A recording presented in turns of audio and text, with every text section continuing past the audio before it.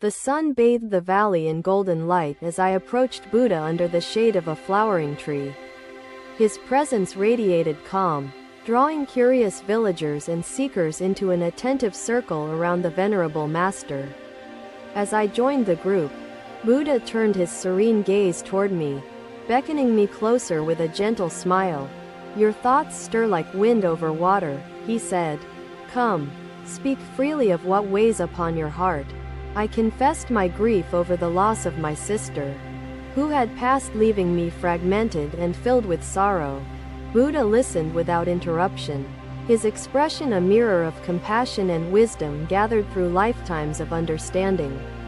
"Grief can blind us like smoke," he said, "but it can also guide, if we let it temper our soul." He extended his hand and motioned to the surrounding villagers.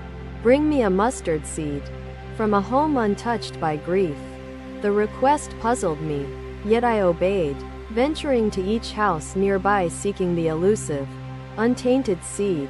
With each door I knocked upon, stories spilled like rivers, of widows mourning, fathers grieving, children lost too soon. The villagers shared their tragedies and their resilience, a tapestry of sorrow woven into every corner of life. Exhausted, I returned empty-handed to Buddha, my heart fuller than before, though still aching with untamed pain. "I could not find such a seed," I admitted, kneeling before him. "Grief inhabits every heart and every home." Buddha placed his hand gently on my shoulder, his voice a whisper of solace and penetrating truth. "Do you see now," he began, "that sorrow binds us? Through its threads, humanity becomes one unbroken fabric." Tears spilled unbidden as his words sank into the depths of my mind, stitching clarity into confusion. "See them, name them, for acknowledgement is the first step toward transformation. Wisdom is not born from denial," Buddha said, his tone light yet piercing. "Each tear you shed waters the garden of understanding," he said. "Growth arises not from ease but from challenge." His words illuminated paths hidden within me, the labyrinth of pain transforming into a road toward deeper compassion. "You honor your sister when your tears nurture your heart," Buddha said. "Let sorrow be a prayer, not despair." As his teaching concluded, silence enveloped the gathering, a silence heavy not with loss but with luminous peace. I left his presence with eyes clearer, burden lighter, and steps softer upon the shared soil of existence. Buddha's wisdom had become a lantern, guiding my soul through the darkness, toward wholeness beyond pain. In the weeks that followed, I began to see my sister's absence not as emptiness, but as a gift. Her passing reminded me of life's fleeting nature, urging me to cherish each moment's fragile beauty. Though sorrow lingered like the fragrance of a fading flower, it ceased to consume and began to transform. Buddha's teachings remained with me, planting seeds of understanding and resilience within my heart's fertile soil. His words echoed in my actions, each one a prayer woven into the river of interconnected existence. Another day, the river's soft murmur filled the air as I walked toward the Buddha seated beneath a towering banyan tree. The disciples gathered around him, their faces bright with anticipation, waiting for wisdom to pour forth like the river's flow. Buddha's gaze shifted gently, settling on me with a warmth that felt like sunlight breaking through the morning mist. "You walk with questions," Buddha said, his voice as calm as the rippling water behind him. "Let us begin today's path." I stepped forward, speaking hesitantly. "The river flows endlessly, yet reflects the world with clarity.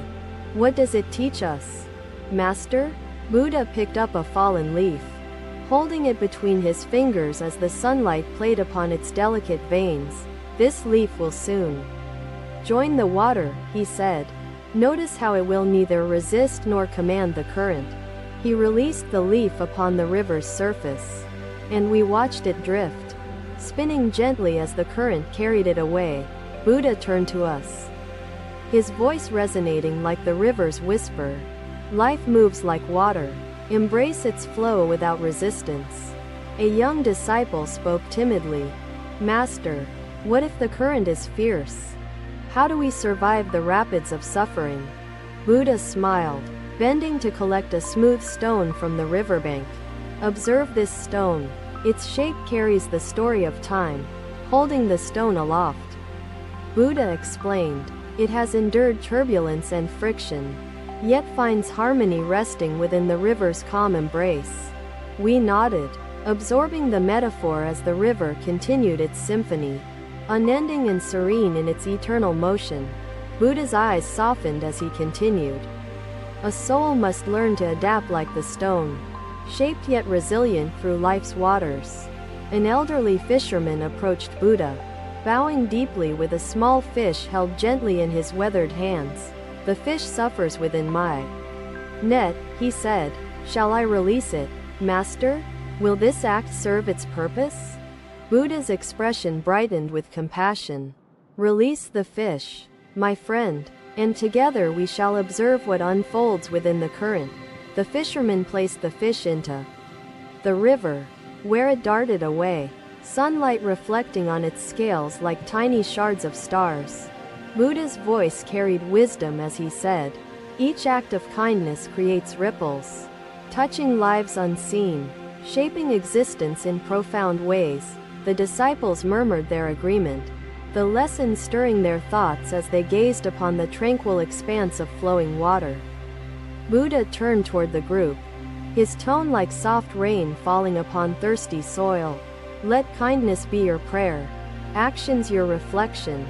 The river flowed on, its essence unchanged yet ever moving, a living testament to life's paradox of permanence and change. As the day deepened, Buddha's teachings settled into our minds like the sediment beneath the river's unwavering currents. His words lingered long after, shaping our thoughts and actions like ripples moving outward. Unending in their gentle reach, we left the banyan tree with hearts lightened, each step resonating with lessons that the river whispered to our souls. Through Buddha's teachings, I felt an unspoken connection to life's flow, a harmony I had never known before. The river's voice stayed with me, reminding me of Buddha's wisdom as I faced life's currents with courage and grace. Another day, we walked through a dense forest, the air heavy with the rich scent of soil and budding life. Buddha led us to a pond, its surface adorned with lotuses blooming in radiant hues, rising from the muddy waters. His gaze rested on the blossoms, a soft smile gracing his lips as he motioned for us to gather closer. The lotus holds secrets for those willing to learn, Buddha began, his voice gentle as the ripples on the pond's surface. A disciple, Kiran, spoke hesitantly. Master, how can something so pure arise from the filth of the mud below?